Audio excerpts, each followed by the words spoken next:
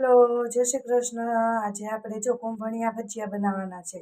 તો એના માટે આપણે 3 થી 4 પાંદડા પાલકના લીધા છે અને એક જોડી 10 રૂપિયાની કોથમરી નાખી છે, 3 મરચાં અને એક આખું લસણનો ગાંઠિયો નાખ્યો છે અને એક આદુનો કટકો ક્રશ કરીને, હિંગ, મીઠું અને સહેજમથી હળદર અને હવે ચણાનો લોટ ઉમેરશું અને આપણે રાબડું તૈયાર કરશું.